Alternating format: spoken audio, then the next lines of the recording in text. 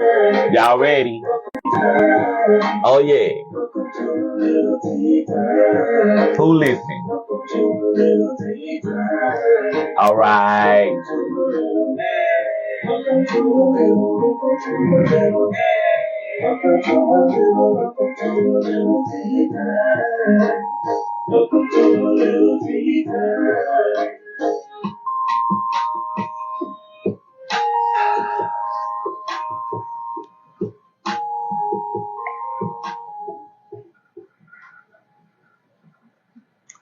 All right, y'all. So good evening, good evening, good evening. It is I, Jerrick, aka JRUSD, your favorite published author, and your host of Little Tea Time. As y'all are coming in here, please like and share tonight's show so that someone at home can tune in and watch said show later in case they missed it.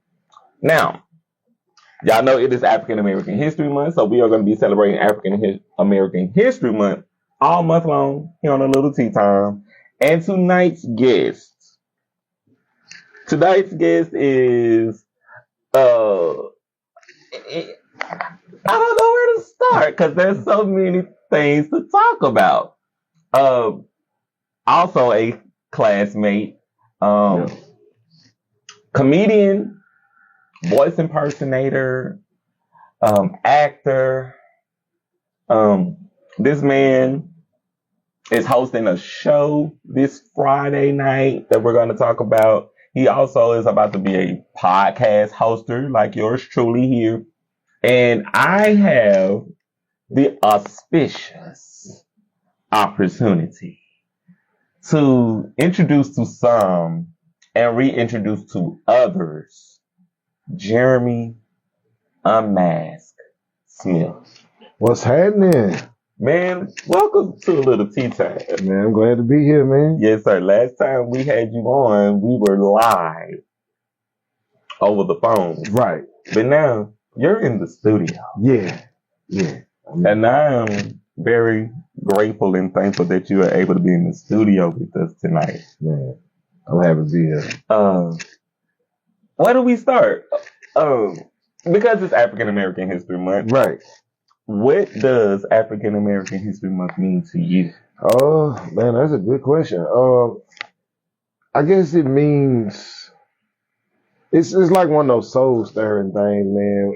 It's like it's a part of me, so it's everything. And that's how I can sum it up because it's the blueprint to why I exist, why I'm able to be who I am freely. Mm-hmm. And it's also one of those things where it's kind of like an inheritance because the fight is still going. It's just now it's our turn to carry the torch. So I mean that this is the time for us to recognize who blazed the trails for us to be who we are. That part. Right.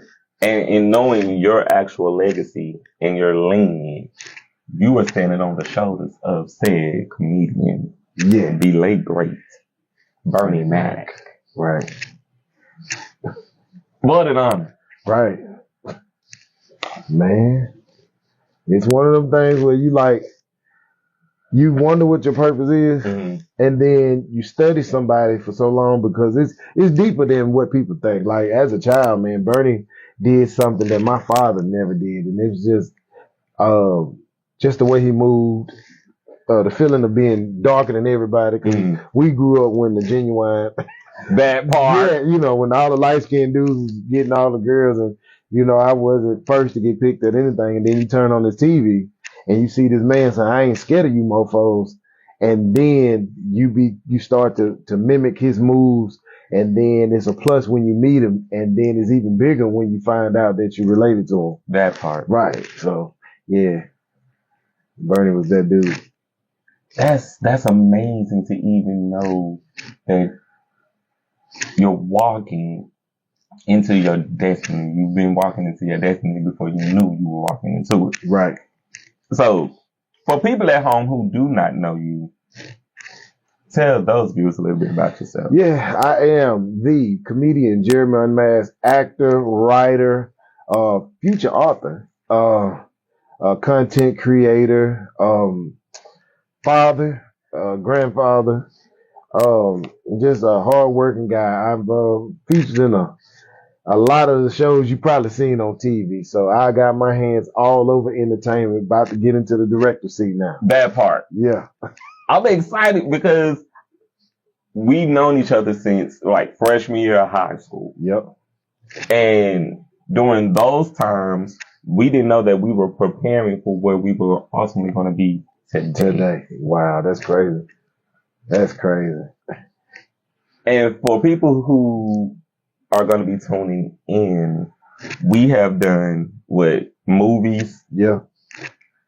We're doing a series that we're promoting right now. Man. That we're going to be talking about. You got a podcast coming out that you're currently producing and working on. Right. I'm humble and I'm grateful that now I get to see the flip of what we were doing in high school. Right. Today. Yeah, that's crazy. So you've already talked a little bit about you were studying Bernie Mac and what he was doing as a comedian to inspire you to do what you're doing. But right. What also inspired you to develop your idea? Just, it's an outlet.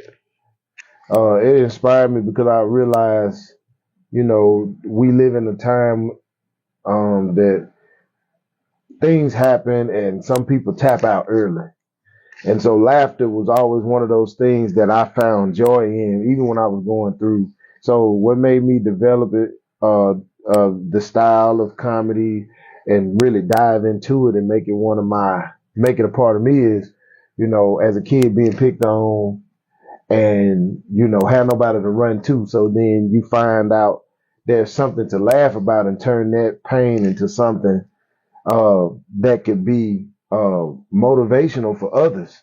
And so I just has driven me to become the comedian, because I see people going through and just a little laughter could be the medicine really that they need, and they can be on the edge. And it is even a plus when you sound like I sound, because it reminds them of a time where, dang, that person is no longer here, but you are the second coming of that type of energy.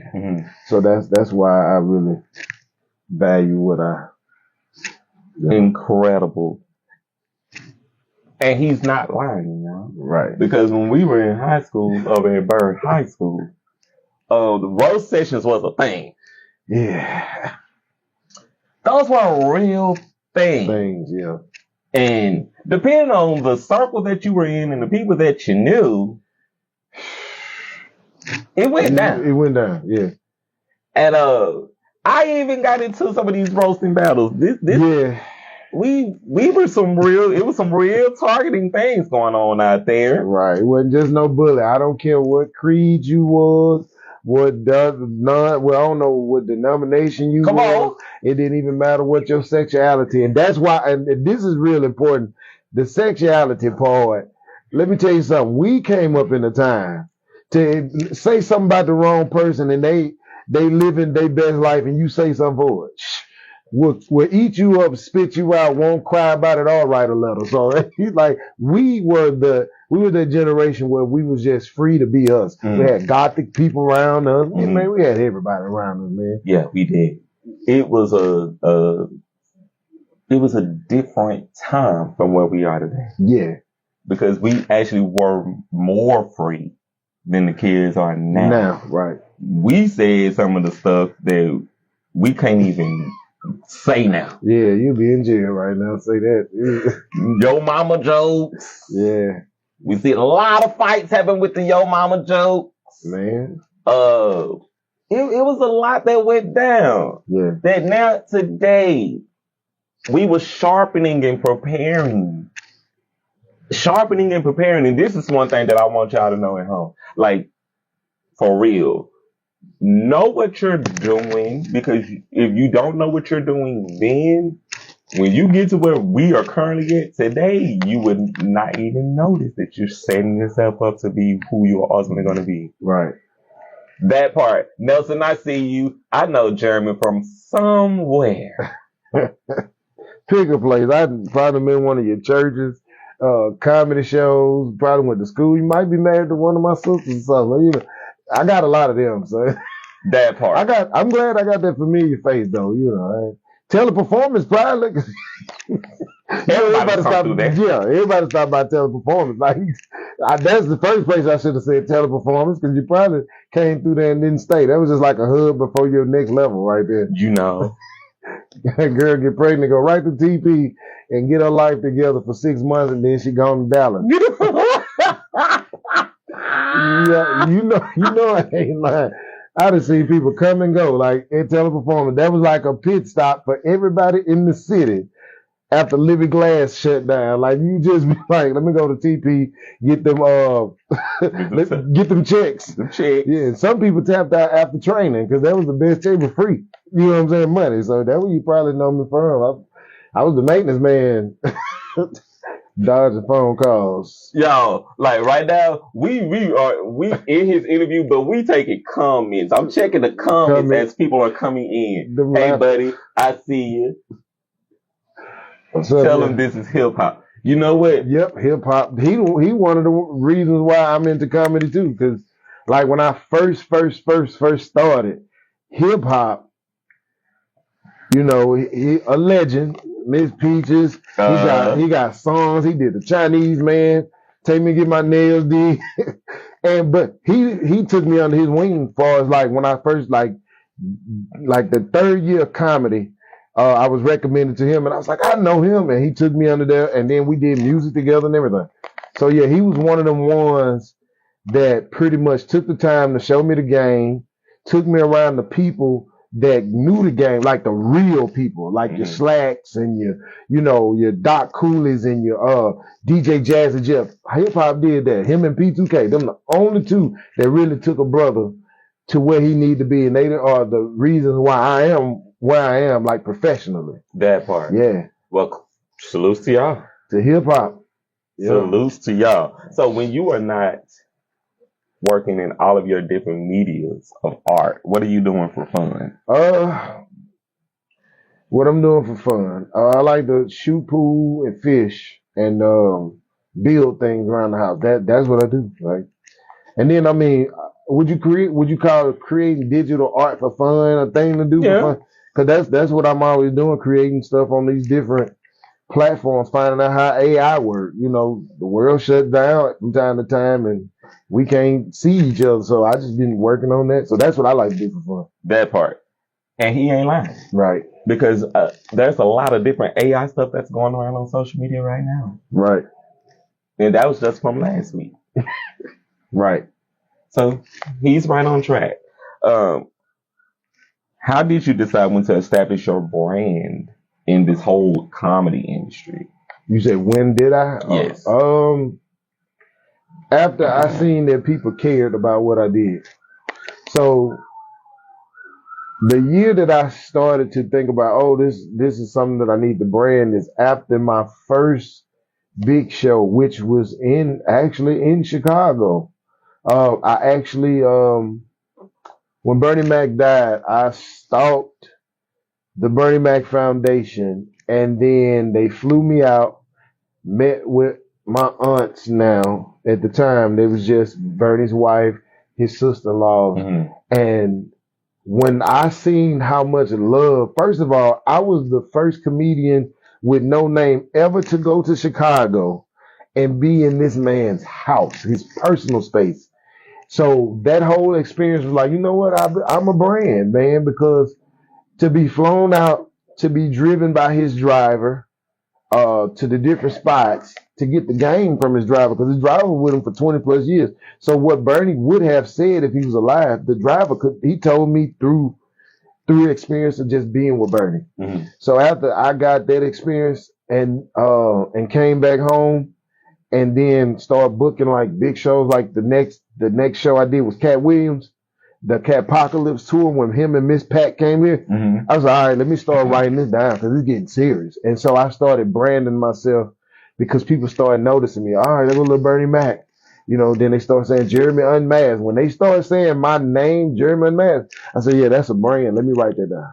So then I trademarked the name, and start, marketing myself as that. Mm-hmm. So yeah, after that Chicago trip is when I knew, okay, it's for real. I need to let the people see what I do.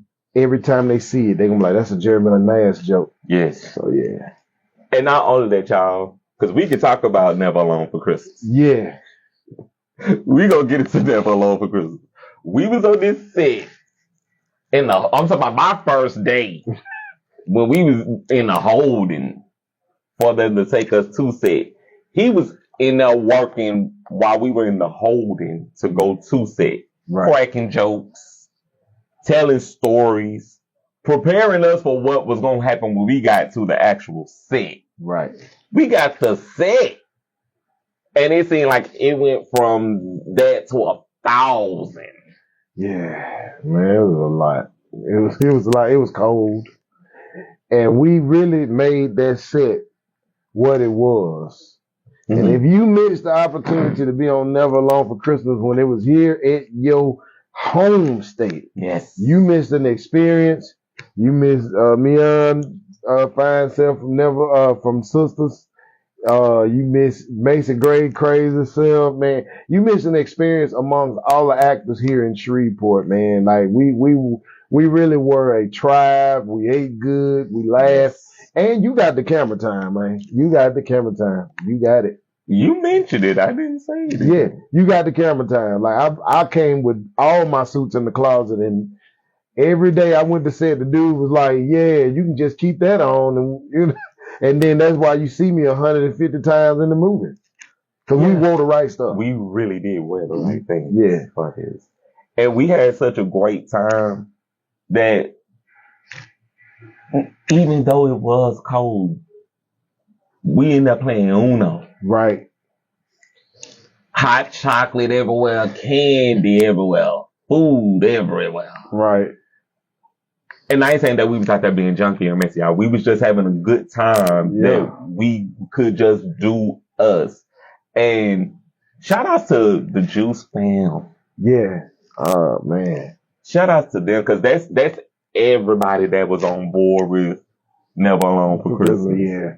And just to be on set with you because you said something in holding that I had to call my mama. And I had to tell my mama what you said, and I'm gonna share it on Tea Time. Yeah, go on, share. And he specifically said these words, and I may paraphrase, but you said that I saved your life, right? And I was like, how? And you said that you saw me being bullied in high school. And this going back to what we was talking about at first. Right. You saw me being bullied in high school. You saw how I took that shit and I hated it. Yeah. And I became real tough, thick-skinned, and I wasn't gonna let people just go in and just eat me alive in roast sessions. Right. And I that sat with me. That sat with me from that day until today and every day going forward. That I was like, I didn't know that. I didn't know that I saved your life just by me just being me. Yeah. And standing in my truth and being able to just say, nah, y'all not gonna tear me down. I'm gonna let y'all know who I am and what I can bring to the table. Right. So I appreciate that. Yeah, man. It's a thing because, you know, being a jock in school, you come from athletics. And then you got a home that's semi it's not broken, but you know, you have these insecurities. Like I told you, when I was younger, they tried to bully me. So I built this wall. But then to come to a school over in Shreveport, I'm from Bossier, y'all. You know, I went to Green Acres. So we're a little slow in Bossier from the cracking and all. Somebody blow on you over here. You ready to fight because you don't understand. Your little 1995 jokes versus they 2002, like 2001 jokes. It was different. So when you come over to a school, I'm playing sports. I come over to this new football team and I don't know nobody in the school, don't know nobody in the Highland area. And so you see this kid that is living in their truth, you know, but got all the charisma. And let's just be honest, all the girls have gathered from all of the 2001 graduates to when we got out of school, hovering around him. He just got his cross bag before they became a thing. The Paco jeans with the chain, this big old fro, and he walking with the head cheerleaders and the spirit team and the track girl, all of them that belong to these big football players, and walking with confidence and still could do stuff in school and not let nobody make him change who he was. And that's the thing. That's what I admire. Like, people didn't make you change. You know how most people would not live in their truth. Mm-hmm. They would try to adapt to what's going on to not get bullied, to become part of the in crowd. You didn't. You just was yourself. And next thing you know, you got 2, 3 of them on your arm. And then you went and you got people told. But people started to see, okay, well, being myself. And some of these hard guys from the Stony Hill area that we went to school with, they started living in their truth. So I was like, you know what, if he can do that, like that, it kind of saved my, because I was spiraling, everybody.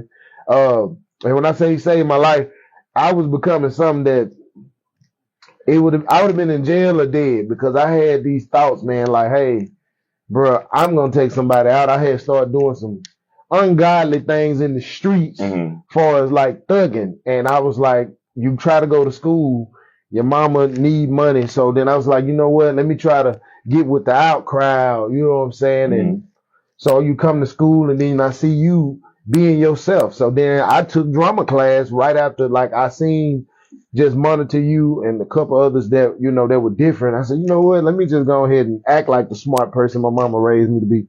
So after that, after seeing this brother here, man, do what he do and stood 10 toes down and will fight you out the elevator and walk off like ain't nothing happened, that inspired me to, you know, hey, be yourself, man. Stop trying to be like everybody else, because that's what I was used to, trying to adapt to my environment, and I started standing out. So I took drama class, and here we are. That part. Here we are. And I would have never known that. I had to tell you to give you your flowers. Like, y'all, this is a key thing in life. Be yourself. Yeah. I'm talking about for real. Be your authentic, true, natural self. It costs you nothing. Yeah. And to walk in a room, on a room in casting, right? And we're all there, and we all came 100% ready to work, right? It was just an honor, cause I was like, how did I get here? And to this day, like, them pictures is on my wall. To this day, I am still like, how did I get there? Right. And now, just to hear the story again, just to connect the dots again, bro, I'm happy that I was able to just be me and let people see, like, to inspire you to go and just be your best self. Right. That's a win for me in life. Right. So I appreciate that. Good segue to this question. How have your priorities changed since you started the business of Jeremy Unmasked? Oh man, I have to.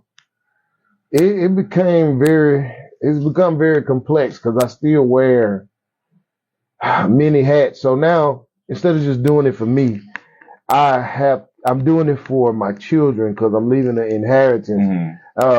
I have grandkids, you know, my bonus daughter. Well, she mine, ladies and gentlemen. Raised her. She spent more of my money than my other kids. So the priorities change now, because now you see that this business is cutthroat, and you can't just be your bubbly self. You can't go in and be like, hey, I just love the art. You have to know who to deal with, who not to deal with. Know the pros and cons as far as your money, know about your brand, know how to protect your brand, and know how to read a contract. So my priorities, like, with this business, man, since I became me, they definitely changed, because now you're thinking about others. You put your faith behind your vision, and then you go for it. And it's even tougher when you are doing it, and that's the only thing that you do. So your priorities gonna have to change, because, bruh, you can't be working a 9 to 5 and then thinking you gonna be a superstar. You're gonna be a weekend star, and there ain't many places in Shreveport right now for you to be a star. So your priorities gonna have to change. You got to get more serious in this business. It's fun. but your gift is that thing that's gonna make room when you feel like your talent ain't hidden, bro. So yeah, And his gifts have definitely made room. yeah. I just saw that you were in another series with, I'm not even gonna drop her name. I'll let you drop her name because I saw the clip. And when I saw the clip, I was like, he gotta come on Tea Time so we can talk about that. Yeah. So first of all, to all the viewers out there, tag your cousin, touch 3 people, tell them hurry up, that do we, it right quick. Yeah, that we on here. I am on a national syndicated series with Tamar Braxton, which is called Cognac Double Life, which is streaming right now on Amazon Prime. You can catch the reruns on MTV, and we over in MTV Africa. Come on. So, you know, I'm not just dark skinned now. I'm over there connected with Ubuntu them over at MTV. That show, if you never seen this episode, we have one other person from the city that's in there. Her name is Evelyn, but most of y'all probably know her as Beef. Used to be a security guard or whatever. But my episode is special because I'm going to say it. This is exclusive Tea Time. That part. How this episode happened is a friend of mine, good lady friend of mine from way back when. She called me because a situation happened where her and her guy at the time couldn't go on the show. So she said, "Hey, bro, you want to come and be on this show?" I was like, "What is it?" She was like, "It's a show with Tamar Braxton, MTV. Do I have to drive?" "No, they're gonna fly you out." "How much is it paying?" She say, "This amount, come get the bag, and it's national." All right, cool. Listen, I jumped in the car. We went there. They interview you. For all the people that think that the reality TV is fake, no. Is it scripted? Somewhat. Now, we're going to clear this up tonight. Come on. Real quick. It is scripted to protect you and yours because sometimes the people that's on the show are supposed to be on the show, something like caught in the act. That is one of those things where they have to be very careful. Anything that you do on TV is going to be scripted, whether it's the truth or anything. But it's scripted because it has a timeline on anything, even if they're doing surveillance. But my episode happened because, like I said, my lady friend could not get her dude on the show, so she said, "Come get the bread." We had to switch the story up. So my story is about a girl that I dated that was crazy, but she was rich. She was an arsonist. Now, that could have worked on that show, but they already had something like that from another episode. So my episode had to change, and they basically went off an experience rather than like a live caught in the act type thing. Now, when you see the surveillance and all of that stuff is very real. I had no idea that was going on because they flew me out later. So when y'all see me looking at that tablet and saying what I'm saying, I am not playing. When her sister came in that thing and was blazing hot, throwing stuff, that was very real. I knew this was real, but that was very real because they put me in a big old house and they say, "Hey, we're not going to tell you much." They just took my story. So I thought it was going to be my story because they never told you that you're going to use a different thing, but it was to protect me so the family couldn't come back for defamation because we could have used that, but she could have sued for likeness and all this other stuff, and I didn't want her to get my bag. I'm trying to, That's right. So we had to alter the story, and then my homegirl, she's a writer too. She told her experience. So what y'all see with that whole man, y'all go check the episode out. All of that stuff is very real. It's just altered. That part. Yeah, so now if you think that that's fake, okay, get caught slipping. You got to watch what you say on camera. You're going to be on TMZ? That part. Now, we can talk about Catfish Me, please. Yeah, we can. We got to get into Catfish Me, please. I know I can't talk too much about it, but I will say this. This man here, yeah, he doing his thing. And these first 2 episodes, I'm going to tell y'all again, go back and watch the new season of this show. And the first 2 episodes, this man shocked me down. Yeah, man. I got put in the doghouse and everything after the second episode. I ain't lying. No, was it the first? Because they just It ends at the first going into the second episode. Yeah, man. Shout outs to LaRaza. Yeah, man. She was very good. Like you. She was like the stunt coach.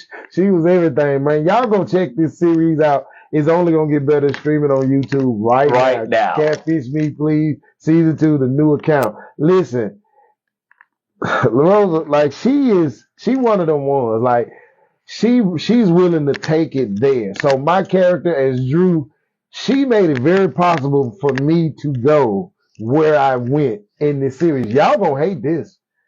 I'm gonna just tell y'all like gonna hate me. I every time, because I go back and I binge watch. When I see the new episodes out, I go and binge watch and then watch the new episodes. Right. Every time I binge watch the first 2 episodes and I see what happens, because I ain't gonna tell y'all what happened. Y'all got to go and watch it to see what happened. Yeah. I literally get upset every single time. Yeah, y'all gonna hate me in this series. As a comedian, you don't want to play the good guy all the time. That's how you get typecast. That part. So if you ever wondered, if this boy really acted, go watch that series. Everybody on the cast, they did their big one. But me, you gonna hate me. I am that abuser. Just go watch it. You're gonna be like, by episode 3, anytime you see me after the first 2 episodes, you're gonna be like, bruh, why? I'm still in shock. Right. Every time I'm still in shock that just because she said my name. Yeah. Because there's a character in the show who's based on me on the show. And I'm literally still in shock. Right. Behind this. So y'all gotta go check out Catfish Me, please, the new account on YouTube right now and get into it. Yeah. It's the best work we are doing. Yeah, especially for an independent, black-owned company, independent from Shreveport. Run them numbers up because this is a series. This is not a movie. And before we move on to the next question, we got to say this. Come on. This is a series that's from your hometown of Shreveport, Louisiana, full of talented actors, beautiful women. And stand-up brothers, Swab. Everybody brings something different. When you watch this series, you're not just watching, I'm from Shreveport. You're watching a good story, like the storyline, each character. It's different quality of a drama series. So y'all go watch it. And I'm going to say this and we can transition. Stop calling Tubi stop downplaying Tubi. That part. Because Tubi is a network that you put movies on. Now, is there some movies on there that suck? Yes. Maybe some drug dealers behind the reason why it's on there. But the thing is, Tubi is not just a place for second class movies. There are really great independent movies. So when you see Tubi, stop calling people Tubi actors. They are just actors that so happen to get their start on Tubi. That part. You know, and later I'm going to pop my stuff because let you know why. But yeah, stop calling Tubi just a second class network. Because your favorite shows on the Baps and all that's on there. So you ain't telling Denzel that he a Tubi actor. It's just all your favorite shows are on Tubi right now. And don't sleep on Tubi. Right. Because they watch you Tubi around the freaking world. Right. Yes. Don't downplay on Tubi now. Come on now. So your favorite actor that's on Tubi, ain't they from Shreveport? Yeah, support that. Right. Run them numbers up because worldwide. Right. Yeah. So don't think that they just watching us on Tubi over in Dallas. Yeah. Or down in Florida. Now they watching us in Cancun, Mexico. Yeah. They watching in Africa. They watching in China. Yeah. They watch it everywhere. Everywhere. Yeah. So don't sleep on Tubi because Tubi will get you there. Yeah, it will. Great segue to this next question. What are some challenges you've overcome on your journey currently? Oh man. I overcame doubt, bro. Doubt is the biggest challenge, man, because when you out here, man, when you out here doing your thing, nobody seems to appreciate because of the signs of the times, or you didn't sell out, or you didn't go with the in crowd, you get very frustrated in this business. Mm. And I've been doing this 17 years. This will be my 18th year in acting. Congratulations, King. Yeah, man. Yes, sir. Yeah, and it's special, but I had to realize that what's for you is for you, because I look at most of these comedians that make it before me, or these personalities, and I'm putting in all this work. So I had to look myself in the mirror without, everybody grilled me that's around me. Shout out to my lady. She grilled me a lot, but to see it, a person can tell you something and you don't see it until you step into it. So I had to overcome doubt. I'm sleeping in my car. I'm driving to Atlanta. I'm driving to Dallas. I'm working with Tyler Perry. I'm working with Netflix. I got an agent. I'm buying all these suits for stage. I'm looking the part, and it's like nobody. It's like you're good, but then it's like being flown out as a side piece, used up for excitement, then sent home with nothing. It's kind of like the New Edition effect. Shout out to New Edition. That part. You go tour around the world, you do your comedy, you do your acting, and then you get back home with nothing. And so you get very frustrated. So I had to overcome doubting myself, because, bro, I was about to throw in the towel. I ain't gonna lie to you. I'm tired, man. I'm tired. That part. Shout out to Marcello Stewart. Stay up, my guy. That part. What's happening?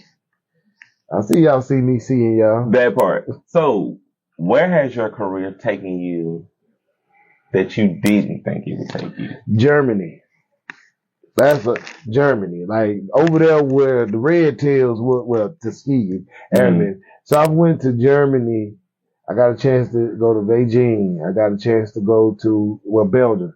I had got a chance to go to Cape Town. So Germany, little Shreveport Bossier guy picks up a microphone, rap since the age of 7, nowhere.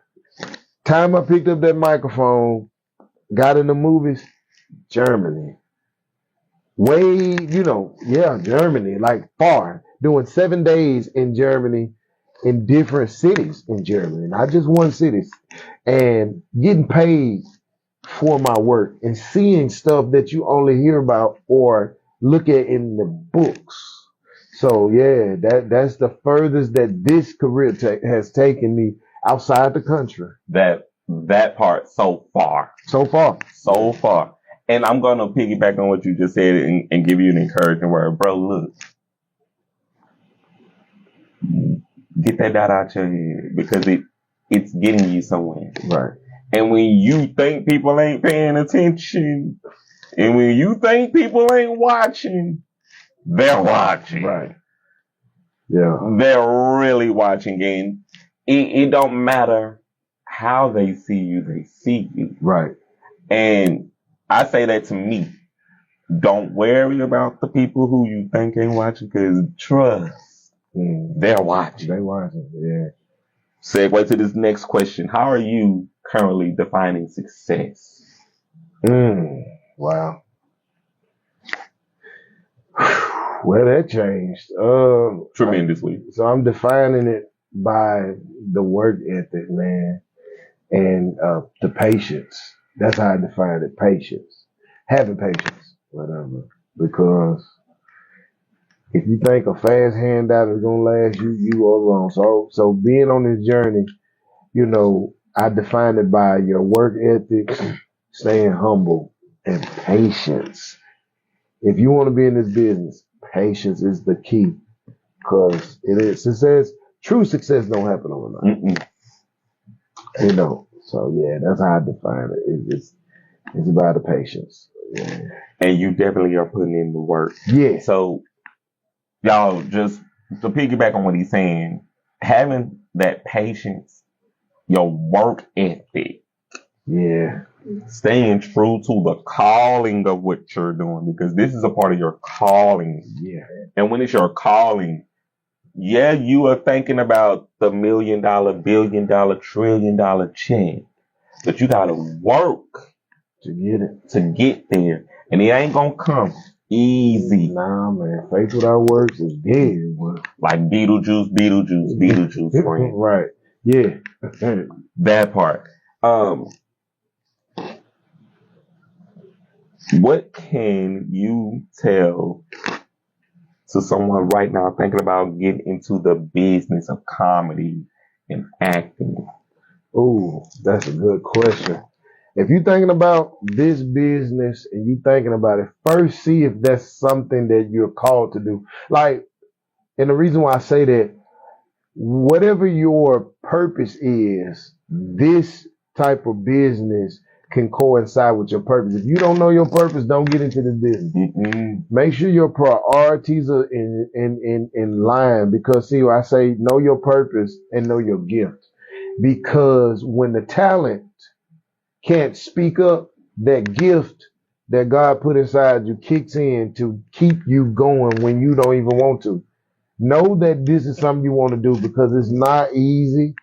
It's one of those things where if you don't have the time to spend losing, don't do it, because it will kill you or stress you out if you're not strong. Because I've seen a lot of people crash out, or they take the easy road.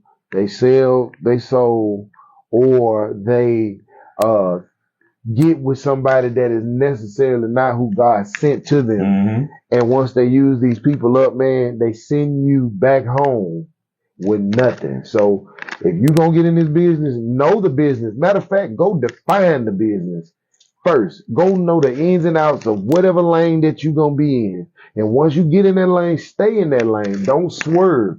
You can alter to where it caters to whatever the trend is, but do not alter who you are in this business. I promise you, those are the key things that you need to remember in order to get started in this business. That part. Because but if you ain't used to losing and you ain't willing to put your whole foot in the water, nah, don't do it.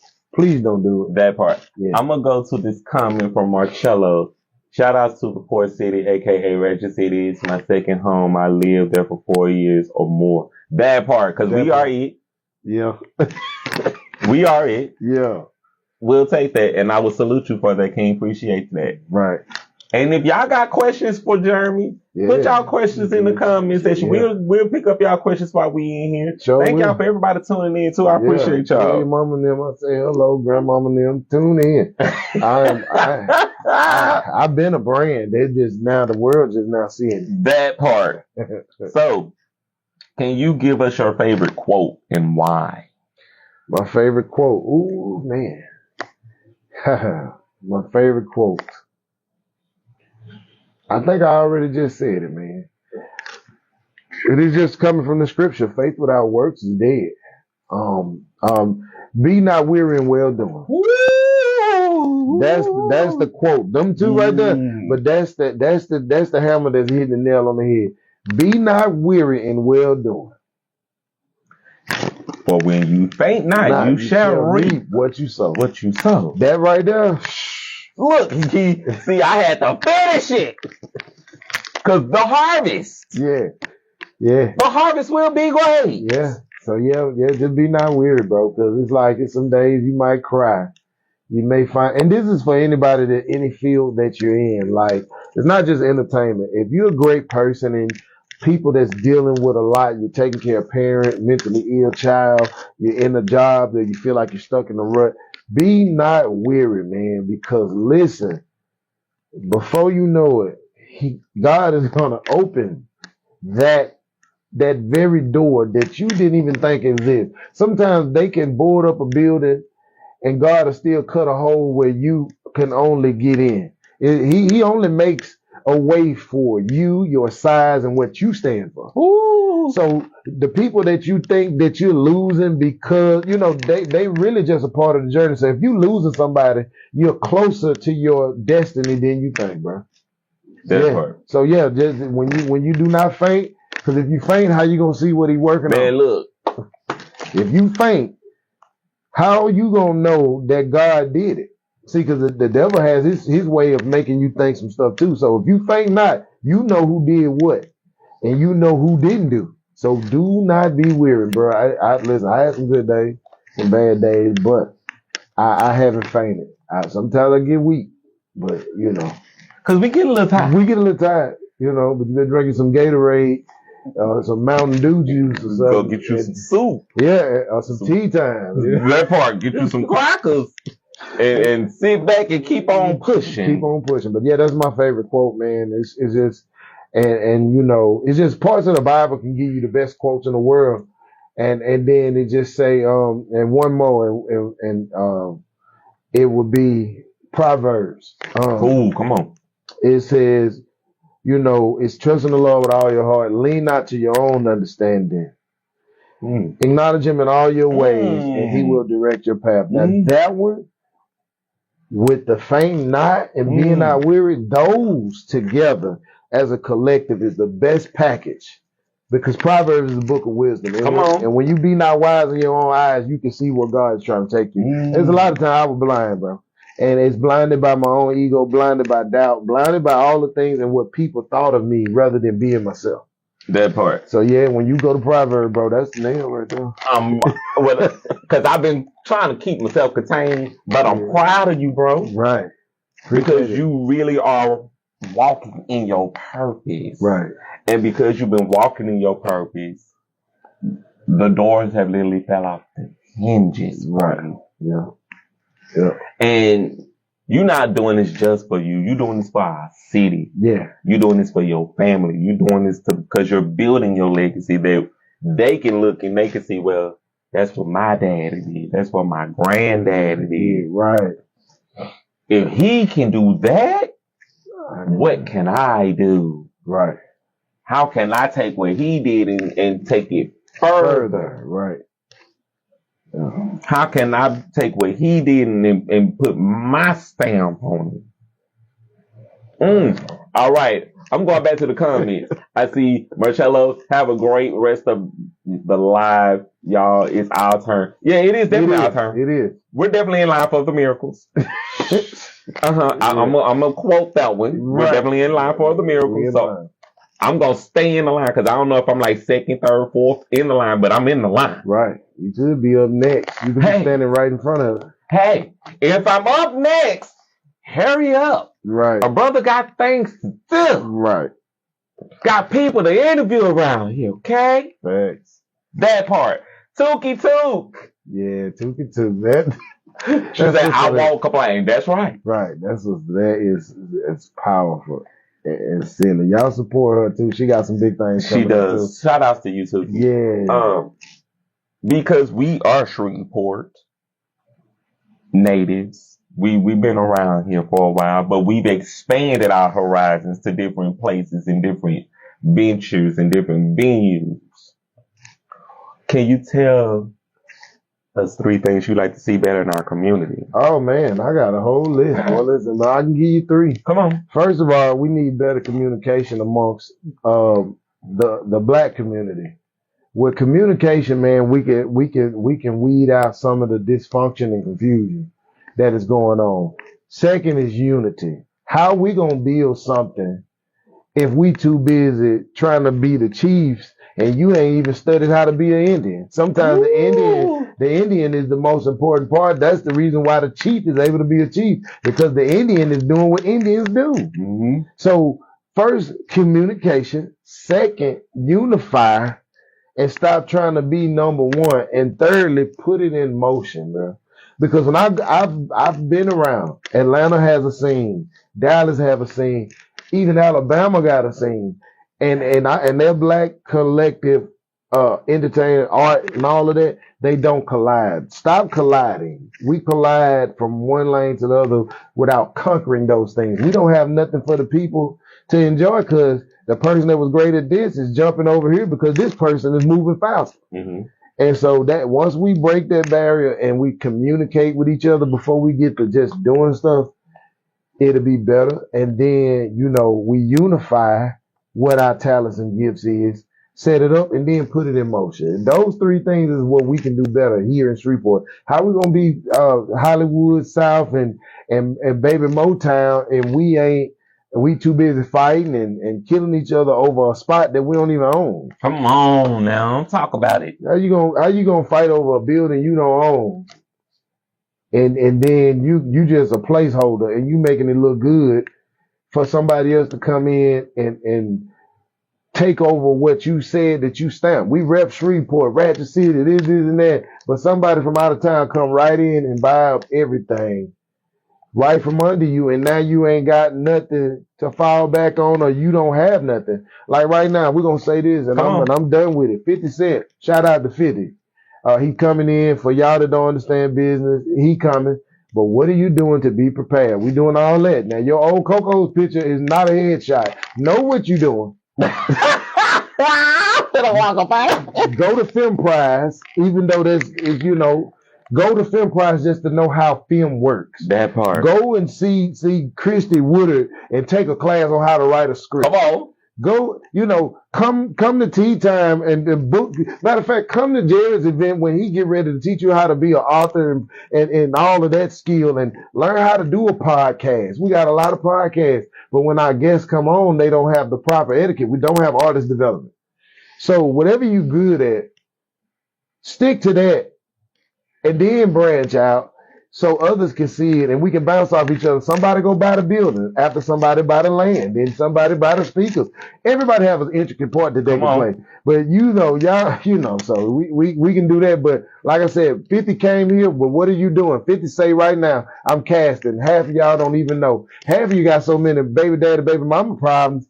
You got to pick her up from Amazon. You can't be on set 12 hours.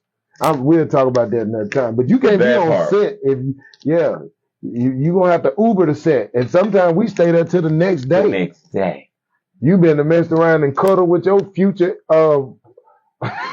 If you're single, you been messed around and bonded with somebody. You gonna fall in love after the movie wrap because you on set so long. You know them. So that part. So yeah. Let's talk about your podcast because you have a podcast that you are currently in production. Right.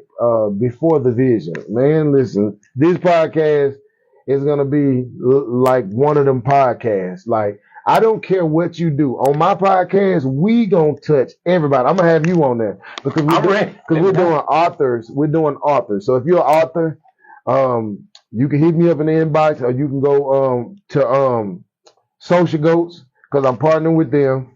And Before the Vision, very briefly, is about what and who were you before you start visualizing where you are now or what the steps that you're taking now to become what you dreamed of. So we want to know where you from, what inspired you, whether it's pain or trauma to become the person that God told you and knew you were going to be. So we want to catch that early. So I want to catch you before you become that millionaire with manifesting. Come on. I want to catch you before you sell that best author book, that cookbook, or be the best event planner. We want ordinary people from every industry to come on my show. We want to talk about it because before you was a contractor, you could have been something else. So on Before the Vision, it's who were you before you start having visions. Yes, so that's what that show gonna be. So, man, listen, I don't want the who's the working. I don't want the viral people. Now, it's good if you come on there, but I want the person that just need to get it out and let people know. We're gonna brand on my show. Mm-hmm. So, you know what I'm saying? So, you come on there and tell people what to do. We're gonna show them how to get to you and then come back once you get some of that money and, take me out to eat or something. Oh, I got you when it's my turn. Now, you are hosting a show this week. Yeah, this Friday. Listen, I've stepped away from comedy a lot last year, but this is one of them shows I need everybody in the city because I got a point to prove, even though I ain't got a point to prove, but I need everybody in attendance that can on a Friday. This Friday, I will be hosting, which means when you walk in, whenever you get there, you gonna see me because I'm hosting. And we got a very funny lineup, Wild Man School. We got Alonzo Ortega. We got one of our classmates on the show, Ken Robinson, that stepped into the comedy world. So this is going to be one of those shows where you really going to see me pop my collar because it's like we need to laugh right now and let's support the Black-owned comedy club. That part. Now, I'm coming to your show. Yeah. I'm going to let you know. Yeah. And I ain't saying this on Tea Time to be saying it. Right. I'm coming because this my bro. Yeah. And we out here and we putting in the work. Right. And when you see somebody out here putting in the work, come out there and support them. Your support matters just like your vote. Because, boy, without your support, there is no me. That part. Yeah. And I'm looking forward to your podcast. I can tell y'all right now, he's going to possibly have me on here acting a fool. Yeah, we is. Because we want to know about you, man. You a best-selling author. So far. Yeah. Ready to get to that $1 million check. So it's coming. I'm ready to come on over there so I can get to that $1 million check. Yeah, it's time, man. If you're aware, like we're gonna have so many different levels on this show that you're gonna think it's gonna start as a podcast, but it's gonna end up being something like a daytime web TV, because that's how I set it up, man. And I wanna give people like us the platform to express ourselves without going through all of the red tape. You ain't gotta be all, you ain't got to be that viral. You just got to be a person that's motivated, that just had a vision. So if you got a vision, all my visionaries, holler at your boy. And then make sure you support Tea Time, because you got to come, You got to come through Tea Time. Yeah, you got to, because the more platforms you own, that resume going to look good. We're gonna circle back to that, because that's important too before we get out of here tonight. That part. That resume.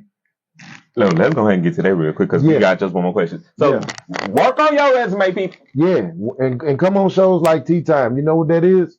You see how we're speaking with proper etiquette. It ain't saying change who you are, but know how to do an interview. If you up here zoning out, falling out, don't know where the camera is, and you don't know the logistics behind putting on a podcast, you know what I'm saying? You gotta work on it, because when major network TV come and say, hey, I see you went viral.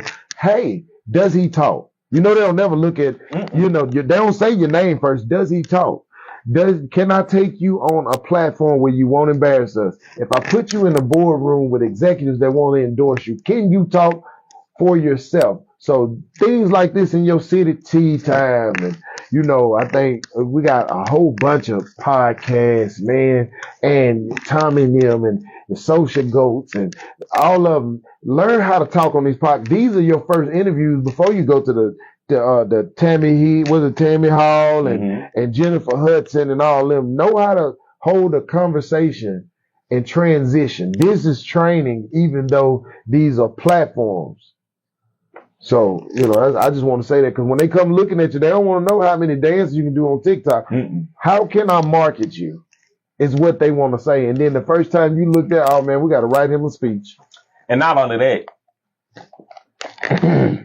as I clear my throat, it's not what you do. It's how you do it. How you do it. Because they going to see what you can do. Right. But they going to want to know, how are you doing it? Right. Are you writing it out? Because what we say right here, write the vision and make it plain. In order for it to manifest, are you really putting in the work of saying, okay, this is step 1, this is step 2, this is step 3, step 4. Right. Decent and in order. Facts. I've been there.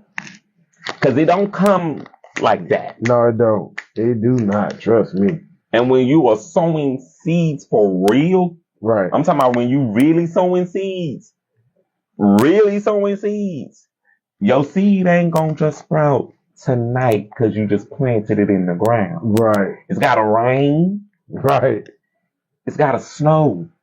It's gotta be a little sunlight out there. Right. You gotta go out there. You gotta pull your weeds. Yep.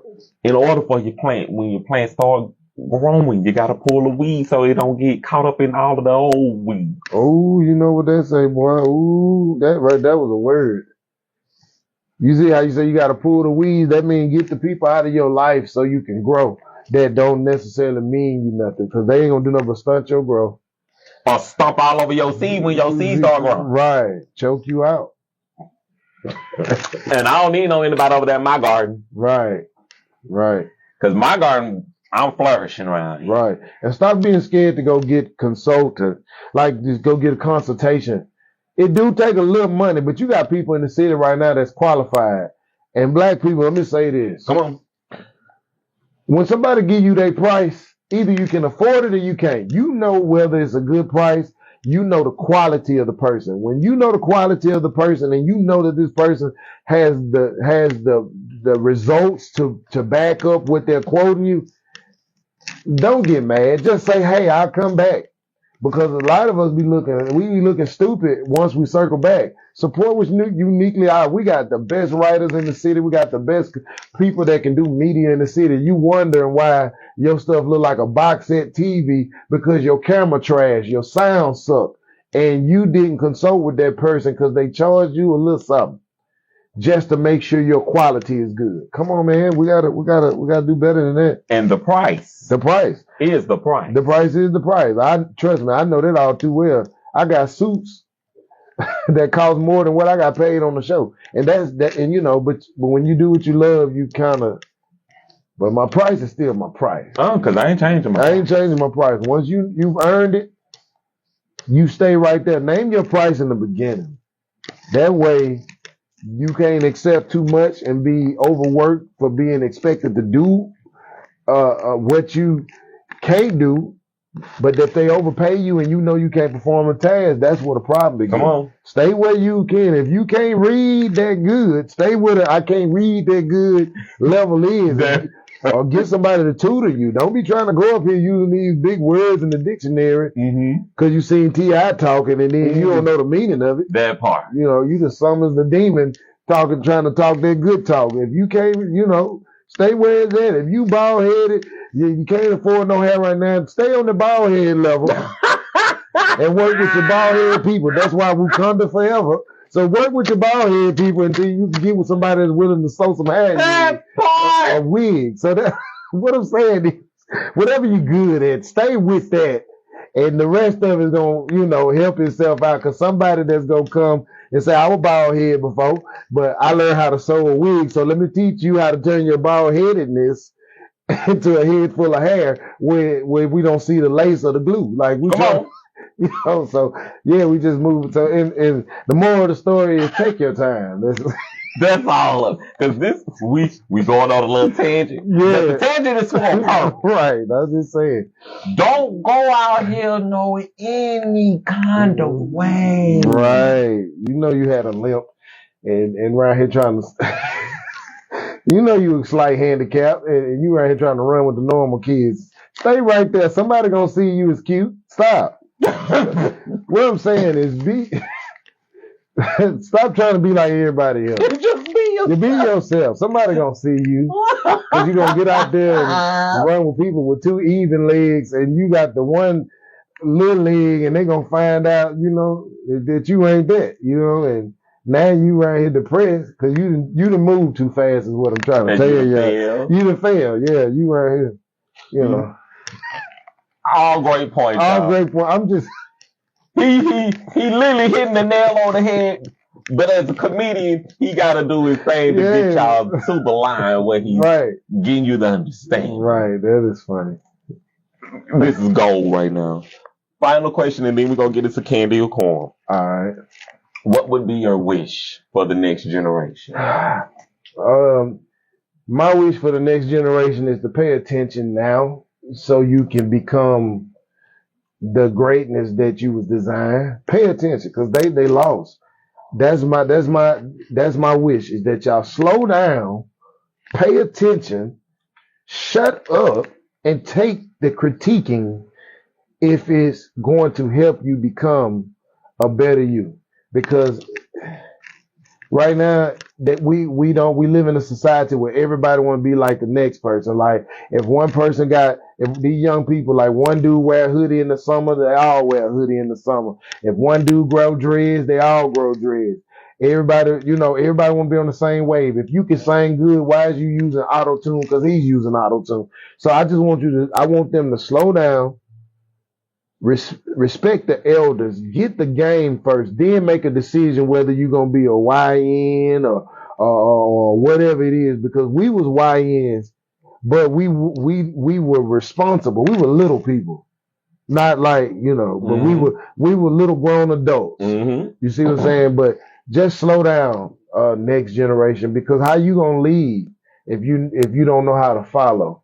If you're too busy trying to fight the matriarchs and the patriarchs of this time, then how are you going to sustain when the pressure be applied to you after we're no longer here? That part. So slow down.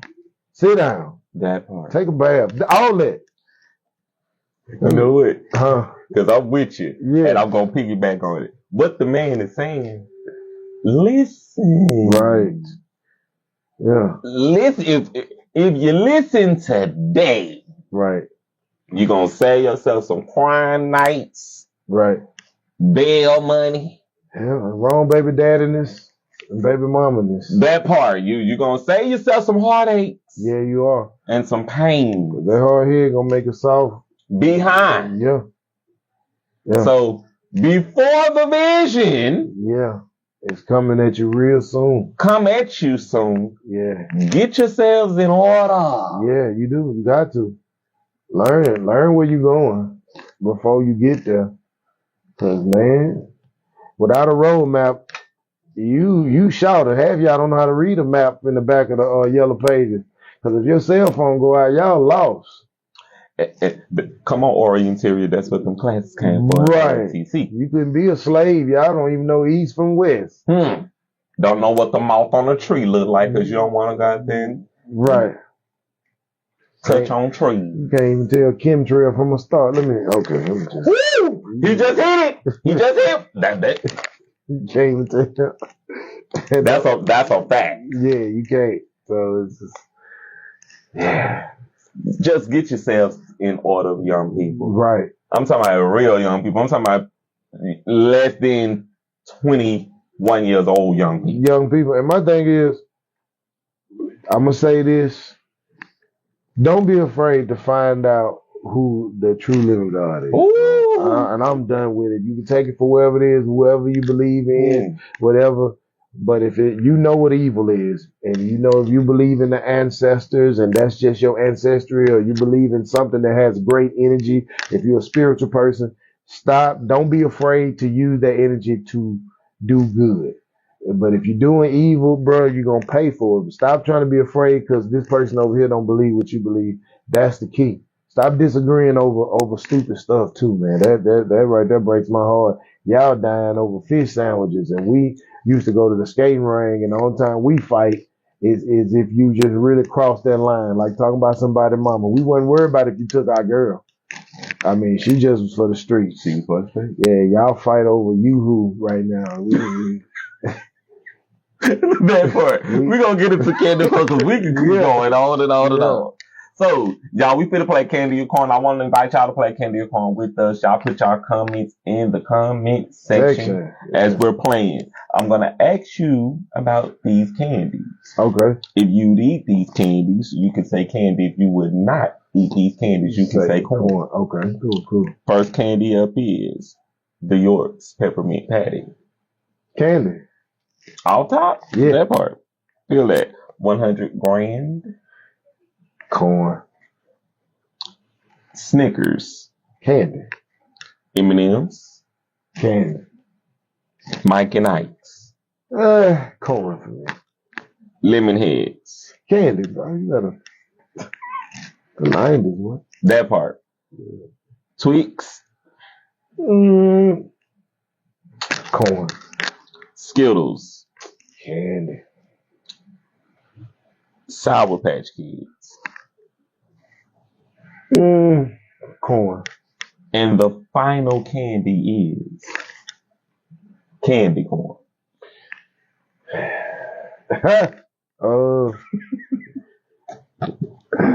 Being that I'm bougie, it can stay right where it's at.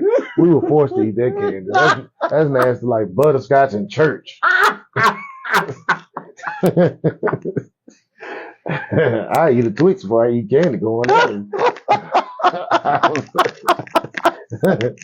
That's like the project version of Halloween candy besides black licorice. No.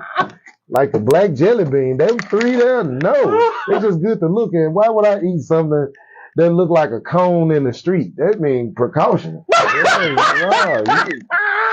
Not to the y'all right here eating little cones. I don't even know that. Boy, that's nasty. He said, I did because y'all know I don't like candy corn anyway. Yeah, I think bro. No, Oh. that's a sin. That part. Yeah. And if you eat candy corn, God bless you and the train you came in on, because I ain't touching. Yeah. I dated a girl built like candy corn, and I broke up with her. I was like, you be like an upside down, doggone ice cream cone, baby. Don't do that. I don't. That part. Yeah, nah. Y'all, I said it 100 times over here. If I wanted to eat candle wax, I was just going to get some candle. That's exactly what it tastes like. It's not even a good candle wax either. It tastes like the dollar store candle wax that you had the candles at your grandma's house when the lights go out. Like that, it don't even taste like a scented candle wax. It just tastes like that cheap. This is like candy corn is like the white diamond of candy. It's like the nasty smell of that church lady that wear that Avon perfume. That's what it smells like. Oh man. Yeah. Oh. That part, man. Thank you for playing Candy or Corn. Yeah. Most entertaining part of this show tonight. Oh man. So how can people follow you on social media? Tell them about your show again. And how can people find you? All right, you can follow comedian Jeremy Unmasked on Facebook at Jeremy Unmasked Smith. If I got too many friends, I'll follow you back. I also have another page, it's Comedian Unmasked on Facebook. You follow me, I follow you back. On Instagram, you can follow me at comedian_Jeremy Unmasked. TikTok, Jeremy Unmasked Smith. If you simply can't find neither one of them because you can't read, just Google Jeremy Unmasked Smith. I promise you, everything gonna pop up. That part. Everything. I like saying that. I got an IMDb. Come on. It's gonna pop up. Yeah. Come on. I bought my Patreon on Google. So I bought mine. So when you Google Jeremy Unmasked, I am a brand. But thank you, Lord, for everything you did. Amen and amen and amen. And I say, Christy Woodard, I'm going back to these comments real quick. Christy say, why do you know what candle wax tastes like? LOL. Because if you eat candy corn, you're eating candle wax. Nah, I messed around and seen Don't Be a Menace and tried to get freaky with some candle wax and messed around and it had some on my hand. And then we went to trick or treating in the cheap neighborhood, and then I tasted candy corn. That's how I found out.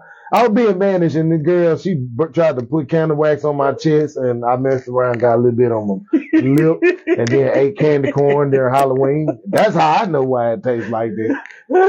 Christy said, shaking my head, y'all always slandering candy corn, LOL. No, we're not. No, that is like the roots of candy right there. Nobody gonna eat that. And I don't want to be on that ship. Yeah, I don't want to. Well, like I said, why would I want to look like something? Why want to eat something that look like cones that you set out for people to go around or stop? That part. Like you eating little football drills. That part. Cones. I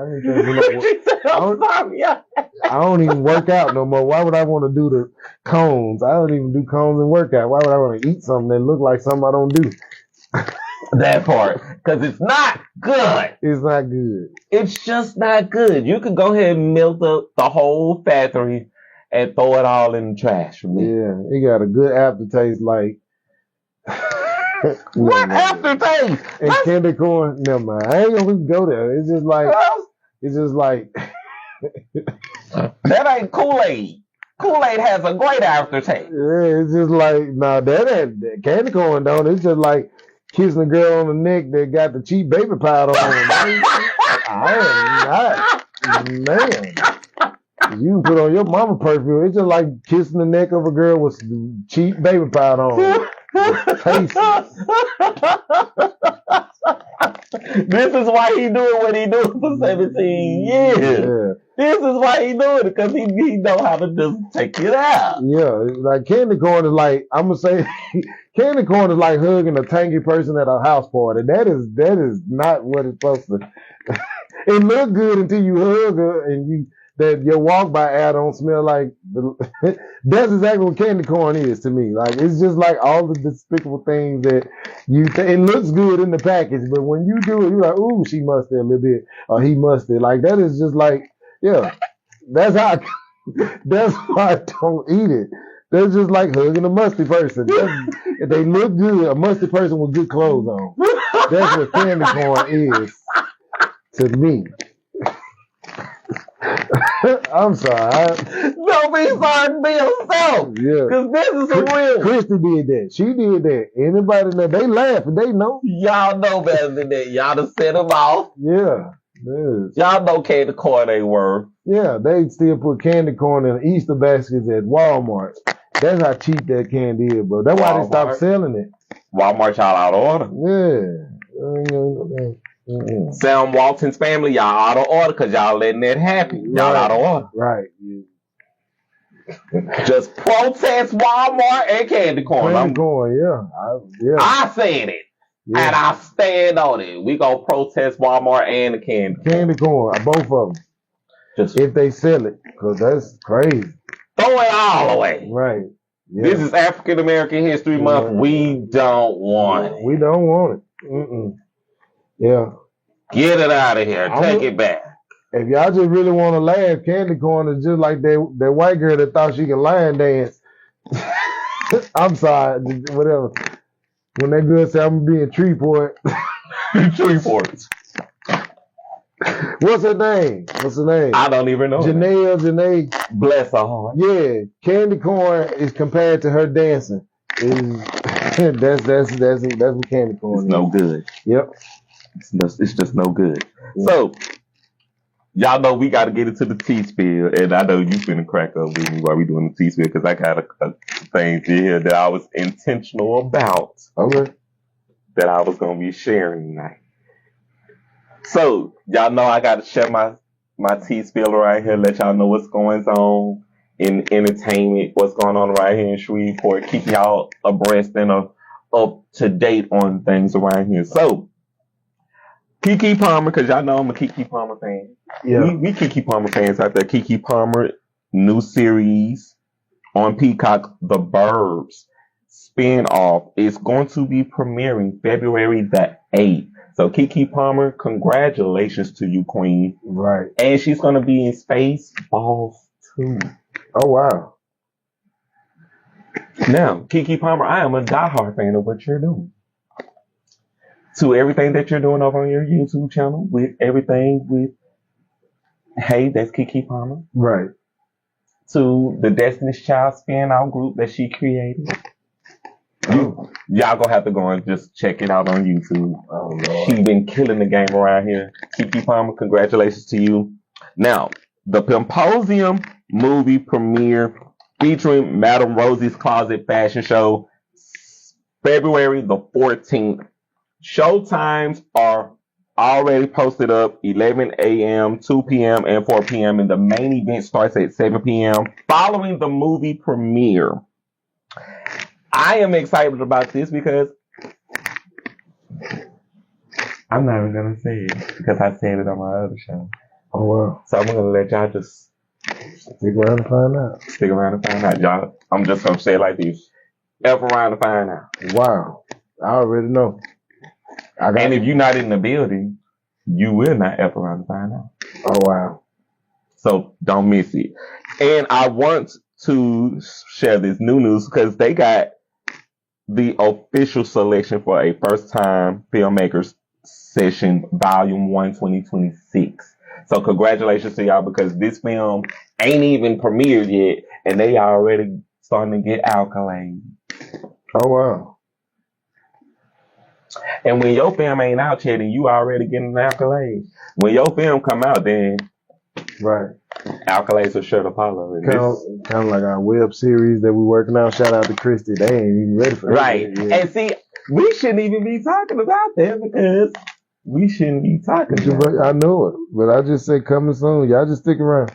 I'm just saying. Yeah, I ain't gonna say nothing else. That's all I can't say nothing else. Because we're in the contract. We can't because we can't really say too much. Yeah, y'all gonna be mad.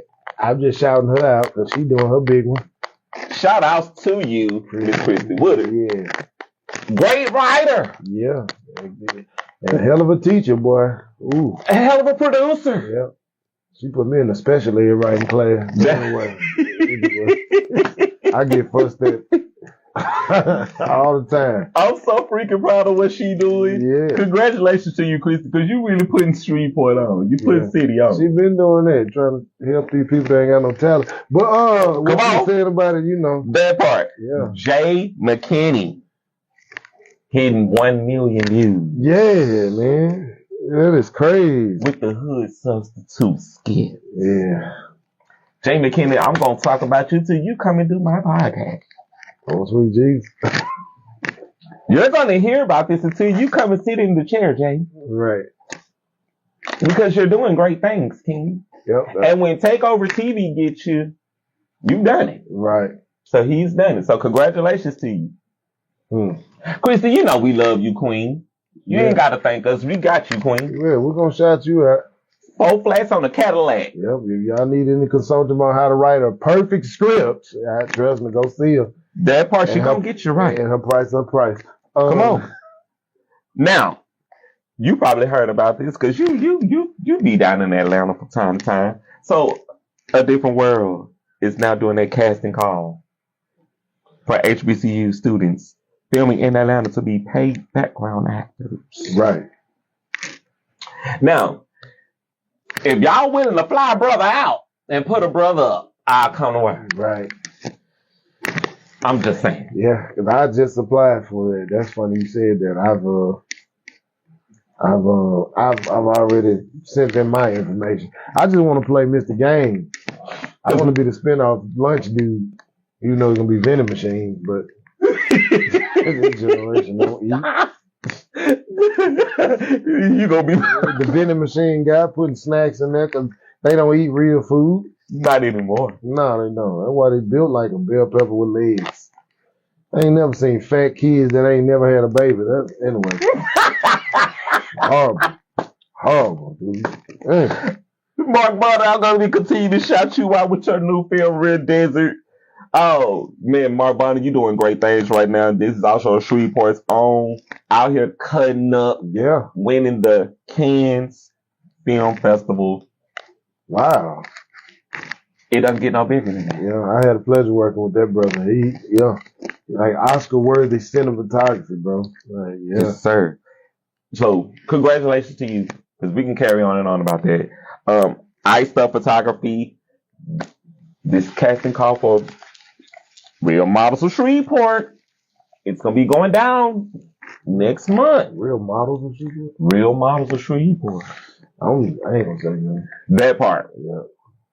Because I know where you're going. Yep. And I don't want you to go there. I'm not. I'm going to go with you. Yep. But right now he is getting his date lined up. He is definitely going to be looking for unique personality, fresh faces, and bold styles. Ages 18 plus. All backgrounds are welcome. Bring your best self and your headshot if available. Right. Things are going to go down with the show. I got a great feeling about this.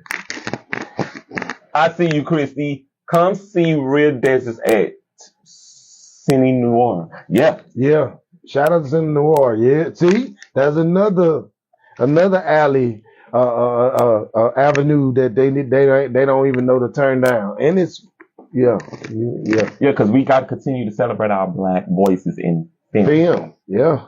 She do a lot though. She do the thing for the women too. Yes. She do that too. I don't know if she gonna start that up. She is. Yeah. I already posted this up on my Facebook and my Instagram because I'm team Christy Woodard. Yeah. And Christy, I'm looking forward to sitting on that panel. Yeah, that's gonna be crazy. Looking forward to sitting on that panel. So this weekend, Maxwell's Urban Suite Cruise is going to take off.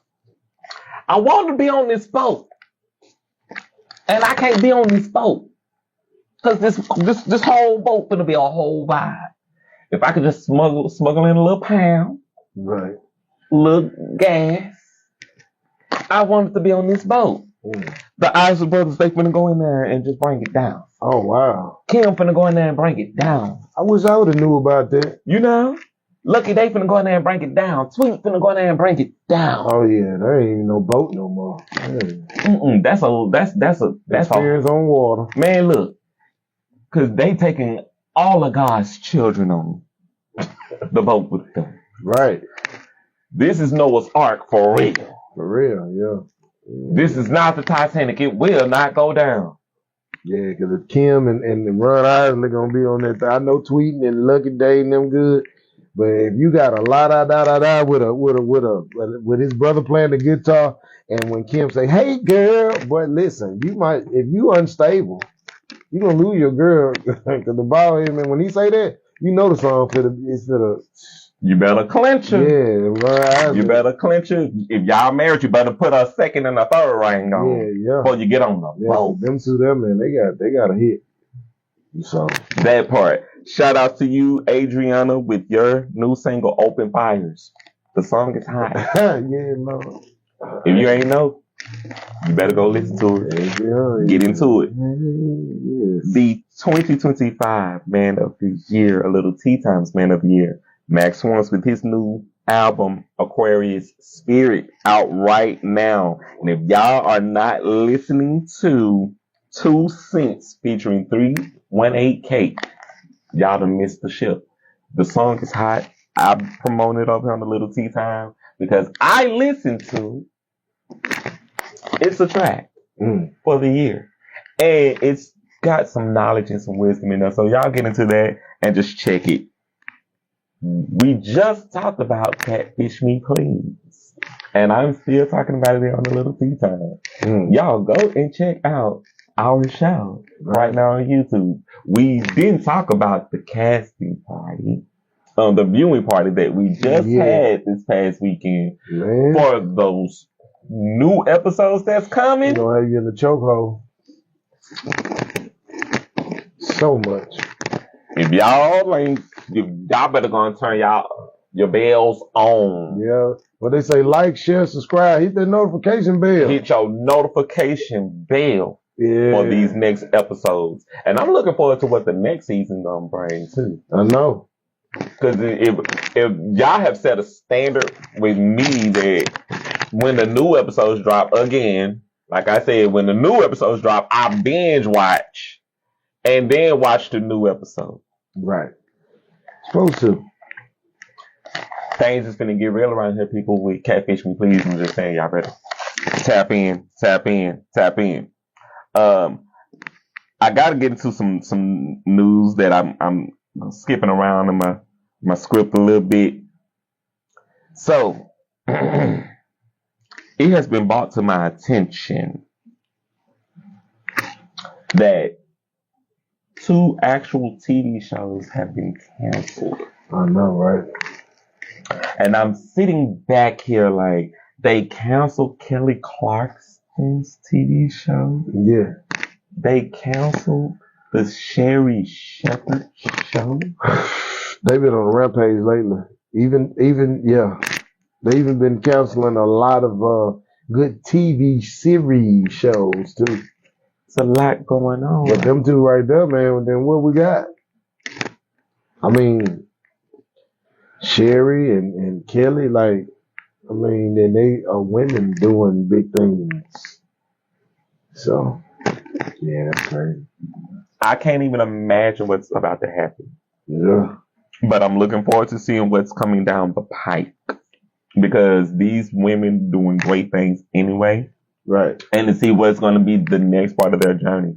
I wanted to shout them out here on a Lil Tea Time because they do what I'm thinking and dreaming and building up to do. I want to be on a national platform the way that they are doing it. Right. And I want to be able to bring in people like what you're doing and bringing other people to these platforms and making them see that it can be done. Anything is possible. Right. So I just wanted to just air my greetings here because I'm a host of a podcast show, and to see other hosts, they losing their check. Yeah. When you know you're gonna lose your check. Right. That's why you become your own entity. The world is broad now. Like, bro, you got Roku, you got, you know what I'm saying, people on their phones. Like you can partner with YouTube or however they do it. Come on. Tubi, while y'all be right here tripping, Tubi might give you a couple episodes. And you can do it on Tubi. Save your money. You know, do it like on Tubi. They got other networks. Black, All Black, and Come on. look at some of the smaller ones. Kawali TV. It's a whole bunch of them. Y'all want to talk about Tubi? Look at the content verse. They is killing it right now. Don't on miss Tubi. Don't miss your spot on some dumb stuff. Right. That's all I'm gonna say about that. Yeah. Gotta say congratulations to Gabrielle Union. I caught her on The View this morning. Her new film, GOAT, is going to be dropping in theaters February the 13th. Now, Gabrielle Union, I'm just telling you anyway, because you are one of our queens in industry who is doing the damn thing. And with this particular project, she's stepping behind the scenes as a director. Oh, wow. And a producer. And to hear her say on national TV that she's taking a pay cut because she knows that she has the money to do what she's doing. Oh, wow. That's a flex. That was a huge flex for me to see her say that she was going to take a pay cut to make sure that her cast and her crew is paid. They let you know that this woman is really out here taking care of her people. She handling her business, and she ain't out here pocketing the money. She's sharing the money. Gabrielle Union, I had to shout you out. And I'm going to be shouting you out until this film drops because, Queen, just to hear you say it, that's major for black people across the board to see that it can be done. Right. And that it's not all about the money, it's about the work. That part. I see what y'all saying. I see y'all out there.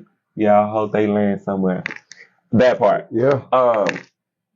Gabrielle Union, I wanted to shout this out too. I didn't know if it was a wig or if it was your actual hair, but the hair was banging today. The natural hair is banging. Congratulations on all of your success. Shout out to you and your fam, because I love the fact that y'all are standing up for people's rights. I love the fact that y'all are out here on the front lines in the spotlight, really just holding it down and doing what it is that you do. So shout out to you and your husband. I ain't got to call his name because we all know his name. Right. Thank y'all for being examples for people of color in Black History Month. Shout out to y'all. Right. Now, Pete Buttigieg, I got to shout you out today. Pete Buttigieg, I found out about your news that you are talking about running for president. Oh, wow. To be the first openly gay man to launch a U.S. major presidential campaign, paving the way for future generations of LGBTQ leaders. Pete Buttigieg. I stick my cup up to you, friend, because what you're doing, it's bigger than us. It's bigger than us, and I thank you. I thank you for tipping your hat to all people around this country right now who see that it can be done. Just stand in your truth and be you unapologetically and let them be mad. But you handle your shit. And I said that up here on A Lil Tea Time. I'm riding with you, Pete.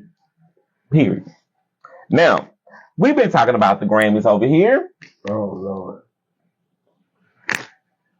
I got just a little bit I'm going to talk about. I ain't going to give y'all too much, but I'm going to talk a little bit about the Grammys. Bad Bunny, Album of the Year for a Spanish language album. Congratulations, man. Yeah. Because you deserve that, King. And when we see his reaction to how it was done for him to win the Grammy, when he heard his name, he just sat in it for a minute and just took it in. Right. Like, look at what God did. I might have to go listen to it. I might need Rosetta Stone, but I'm going I might have to go get Babel. That part. Maybe you want to just going to turn on me some CC and listen to it on YouTube. Yeah, I might have to. Congratulations to you, Bad Bunny. Lauryn Hill's tribute to D'Angelo and Roberta Flack. Oh wow. When I tell you she bought in names, she bought in some heavy hitters. She bought in Bilal. Everybody seen Bilal in a minute. That part. Shaka Khan. Yeah. Some young YNs in the game right now. Lucky Day. October London. Even Wycliffe Jean had to come through. Oh, he still got a little bit left. He got a little something in there. Got a little something in the tank. I am very proud of this one. Because y'all know Lauryn Hill, she don't make appearances. So when Lauryn make an appearance, Right. she make an appearance and she pulled up. So Lauryn, I salute you, Queen, because y'all ate. Shaka Khan winning the Lifetime Achievement Award Grammy. Oh wow. Ain't nobody do it better than him. It was long overdue. It was. Long overdue. That's Shaka. Y'all know, mother. Queen, you continue to eat.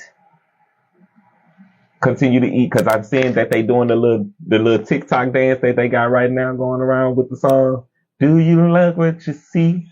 Yeah, I like. So, they show is doing that. Man, I'm disappointed because I don't like what I see all the time. Because some of y'all, man. This is why I put this in the Yeah, do you like what you see? No, I don't. No! Your eyebrows don't supposed to be that thick. No, I don't like what I see. I don't. I do not. That outfit don't go with that body type. I do not like what I see. And then you dancing in there with a Missy Elliott outfit on. Don't do that. I do not like what I see. We gonna need y'all to fix it. Yeah, grown men with my body trying to do that dance. I don't like what I see, sir. Sit down. You feel like a deacon. That part. Now, Kendrick Lamar. I'm team Kendrick Lamar. Y'all know I'm team Kendrick Lamar all day. Joins the Stevie Wonder as the only artist to win 5 Grammys back-to-back consecutive years, surpassing Jay-Z with 27 Grammys. Wow. I'm here for it. And to hear this song, because we all been listening to the song. You and SZA, y'all ate that.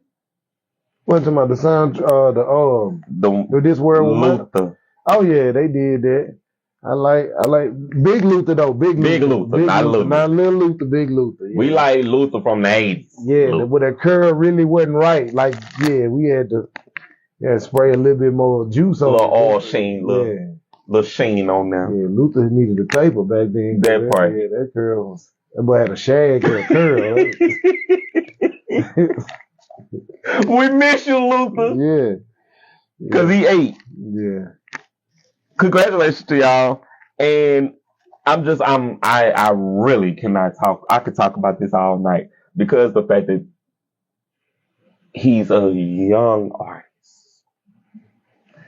Kendrick Lamar studies this business. He studies this game. He studies what he's doing, and he goes in locked and loaded, prepped to shoot off another hit.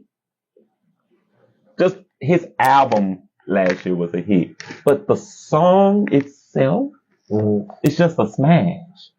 So, looking forward to seeing what y'all do next. Right. Looking forward to see what you do next. I've been talking about this week because it's important that we continue to send our thoughts, our condolences, and our prayers to legendary Houston's DJ, Swisher House founder, Michael 5000 Watts. Right. He changed the whole sound of music here in the South. Put Houston on the map. And has been doing it ever since. And to hear that we've lost him, my thoughts to your fam. Right. Also to Home Alone actress and Beetlejuice actress, Miss Catherine O'Hara. Yeah, that's crazy. Yeah. Because we was just seeing her in the commercials and everything. Kevin Hart. And she up out of here. So my condolences to her. Safford and Son star. Yeah, Lord. Lamont. We know Lamont. Yeah. He went home. Enjoyed Red Fox. Grady Demond Wilson. My condolences to your family as well, King. It's been an emotional week. And I wanted to talk about them because this is culture and art and us as artists, comedians, actors. These are our peers who have gone before us. Right. They set the foundation for us to be able to do what we're doing. And I wanted to be able to shout them out here on A Lil Tea Time and let them know that your loss is not going to be forgotten over here. And I wanted to thank y'all for paving the way for us to see, even on A Lil Tea Time, to talk about how y'all made it possible for music artists, for talent like us to be seen and heard. So thank y'all. Thank y'all so much. Now, y'all know I got to get into birthdays because we celebrate birthdays right here on A Lil Tea Time. You got anybody's birthday you want to shout out? Not right now. If I say it too loud, I might have to buy some. Well, don't shout them out because we don't want you to have to go by name. Oh, I'm lying. But don't call me. Shout out this month to my son. He's born on Valentine's Day. Come on. Jaden Lantuan Smith. Early happy birthday. I ain't gonna get you nothing, but I gave you life. You know, parents always use that. You're proud of you, son. I paid all my child support until you was 18. So That part. my son will be 19 this year in the month of February. Mr. Valentine Cupid himself. Yeah. That part. Yeah. So, Cedric, happy birthday, because you are one of my Facebook followers. My Facebook followers celebrating birthday. Cedric, happy birthday. My royalty reader, Scotty, happy birthday to her. Erica, happy birthday to you. Crystal, one of our classmates, Crystal, her birthday is also today. Happy birthday to y'all. Happy birthday to Slide to Live. His birthday was yesterday. Miss Arnisha, happy birthday to you, and my cousin Chris, happy birthday to you. And my great nephew, birthday is at the end of the month. Leap year? No, the end of this February? Yeah. Ain't this the leap year, right? Nah, this ain't the leap year. This ain't it? Oh, if this is the leap year, my papa birthday. So that'll be in 2028, right? Yeah. Okay, so sorry, because I was about to shout my brother out. You got a couple. You can shout him out. Yeah, but he leap year. Yeah. So happy not birthday to you. Happy 28th day, because your birthday on the 29th, so you really don't exist. That part. But, you know. Same day as my papa. Yeah. Well, you a leap year, baby. Y'all got some time around here. Yeah. Y'all aging slow. They like leprechauns. It's like you just... As hell. Every 4 years. Okay. That boy birthday gonna be when the Olympics again. That part. Just hang on in there, friend. Hang on in there. Go ahead and put your little pack aside to the side. Right. You got time to get ready. You got about another 2 years. 2 years, yeah. And you'll actually be old enough to vote. Well, no, because, you'll be 10. But anyway. That part. Y'all know we also celebrate celebrity birthdays around here. Happy birthday to rock music royalty and Rock and Roll Hall of Fame inductee and Detroit's finest, Alice Cooper. Happy birthday. Happy birthday to rappers Real Boston Richie and Cameron. Ballin'. Happy birthday to y'all. Happy birthday to actors Rob Corddry. Happy birthday to Lauren Ash. Happy birthday to Bug Hall. Happy birthday to Kyla Kennedy. Happy birthday to soccer star Troy Parrott. Happy birthday to actor Louis Tan. If y'all know who Louis Tan is in the new version of Mortal Kombat. Oh. Oh, wow. I had to go back and watch. Yeah, you can watch a Tan, Ricky Tan, Louis Tan, all of them. That part. Yeah. Happy birthday to you. Happy birthday to NFL royalty Lawrence Taylor. Happy birthday to you. All right, Lord Tab. Happy birthday to Auntie Tabitha Brown. Yeah. Happy birthday, man. Happy birthday to you. Happy birthday to comedian Hannibal Burris. Happy birthday to you. Happy birthday to funk singer MC Danny. Happy birthday to business executive Hunter Biden. Oh, wow. Yeah, that's our former president's son. Today is his birthday. Ain't it the one that was in trouble? He a real one because he got in trouble and got his life together. Uh-huh. Yeah. Hunter like to party all the time. That was happy birthday, sir. Happy birthday, sir. I hope Yeah. you weren't in the Epstein's phone. Not too many cakes, sir. Don't be. You know what type of cake I'm talking about. Don't eat all your cake at one time. You know. That part, we don't want you to overload. You're gonna end up at Cedar Sinai. That part. And finally, I have to say happy birthday to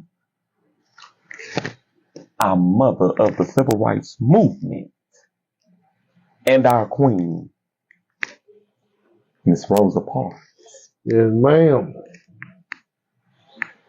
Miss Rosa Parks, queen, I know that you are gone, but to your family, thank you, Miss Rosa Parks. Yeah. Thank you for not getting up off your seat on that bus. Thank you for not standing up on that bus, Rosa. Thank you for the NAACP. Yeah. Because she made it possible for that bus boycott. Yeah.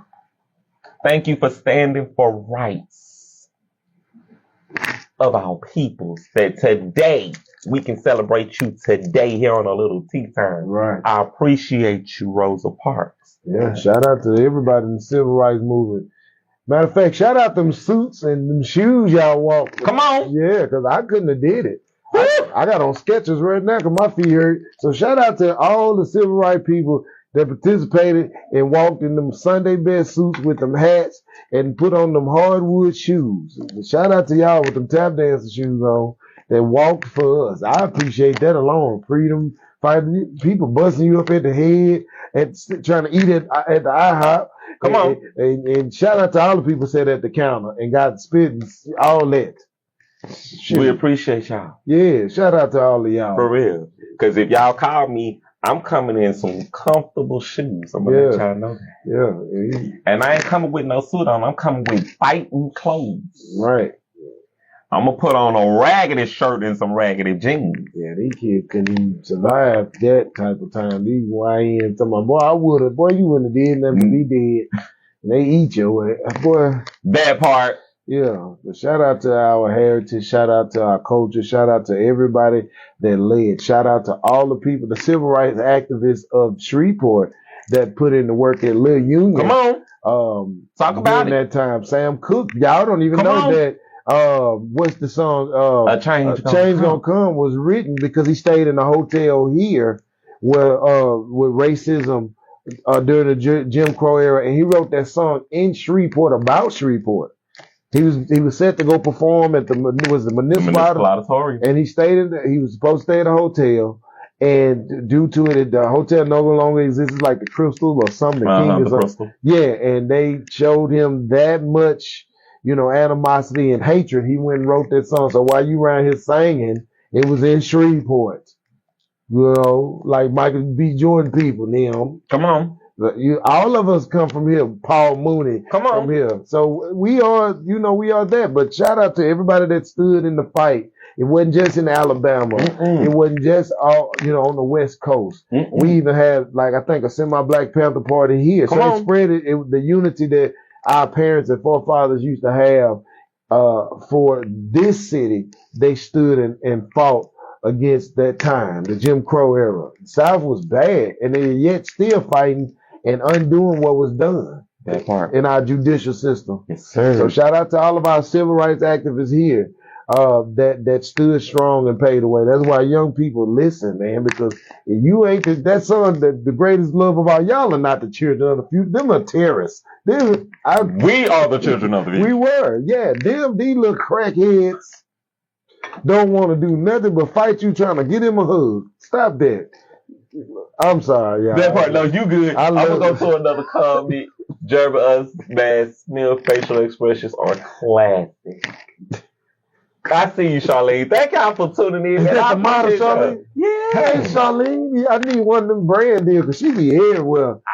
Yeah. I'm just saying, I Yeah. ain't gonna beg for a deal. Yeah, but she be everywhere. But if Shout you out to got her. one or two that you just Yeah, I'm just trying to put her in the movie where I can play like Kevin Hart character when he was with Tinker something, but she kind of like, think of something. yeah, we're gonna do a cop movie. If you hear that, Christy, go on and write it, and then we could be like them. And you know, cause she kind of tall. And I'm average size before dudes start taking steroids and growing. But, That part. yeah. Because this has been a great interview tonight. Yeah. This has been one of the interviews that I'm sad that we're slowly starting to wrap it up. Right. Because it's been amazing tonight. To everybody who has been supporting my book brand, I cannot thank y'all enough. So everybody who has been supporting, coming full circle for 10 plus years, to everybody who has been riding with me, rocking with me, every royalty reader I have met, who has purchased these books in 10 years. Plus, I cannot thank y'all enough for all y'all love and y'all support to what I've been doing, man. It's beyond me. I am humble and I'm grateful to every last one of y'all. I got people hitting me up right now behind books. I got to reply to messages right now that we wrap up tea time. I got y'all. Your book is already on the side. Held down. It's packed, shipped, ready to go. Just let me know. To everybody who has came in here tonight to watch A Little Tea Time with us here on Facebook, I appreciate y'all so much because y'all took out y'all time to come and sit with us, with me and Jeremy Unmasked Smith. I appreciate y'all so much for taking out y'all time. Y'all love is amazing. Right. It's amazing, and I appreciate y'all. To everyone who has been tuning in over on my YouTube channel, thank y'all so much. If y'all miss these interviews here on my Facebook page, y'all could go over to my YouTube channel and check them out there. Right. And the story and the fun just keeps going on and on. Jeremy, remind people about your show. Yeah, Friday. Laugh Out Loud, Shreveport, 618 Commerce Street. I sound like one of the radio Come people. on. They will be me, comedian Jeremy Unmasked, hosting the show, international comedian Jeremy Unmasked. Come on. As seen on Cognac, Never Alone for Christmas, Catfish Me. So you will be there. This is a show you don't want to miss. We are not local comedians, and we will have some of our hometown favorite on there, the Wild Man School, Alonzo Ortega, and we will have Ken Robinson right there at 618 Commerce Street. Laugh Out Loud. Get your tickets. It's inexpensive. You need a good laugh to take you into the weekend. Jumping off this Black History Month. Come on and get you a dose of laughter. And with that being said, like I always say, opportunities knocking you matter. Let's build and grow higher, Shreveport, and remember to be great on purpose and not by accident. The future is now. I am Jerrick, aka Jerrick, your favorite published author, and your host, A Little Tea Time, with tonight's guest, Jeremy Unmasked Smith. Thanks for coming to kick Man, thanks for having me, man. Yes, sir. This has been a one for the books. Right. Y'all, we got to get up out of here because we can go on and on and on. Forever. But we got to go. So, y'all, take care. Y'all be great and y'all be well. And stay safe out there in them streets. Right. Peace. You ready? Oh, yeah. Who listening? All right.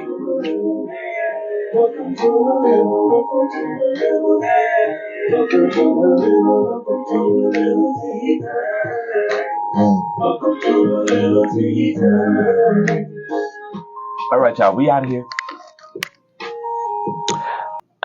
If you like this footage, stay tuned to what's next. And thank you, my royal subscribers, for tuning into this episode of A Little Tea Time.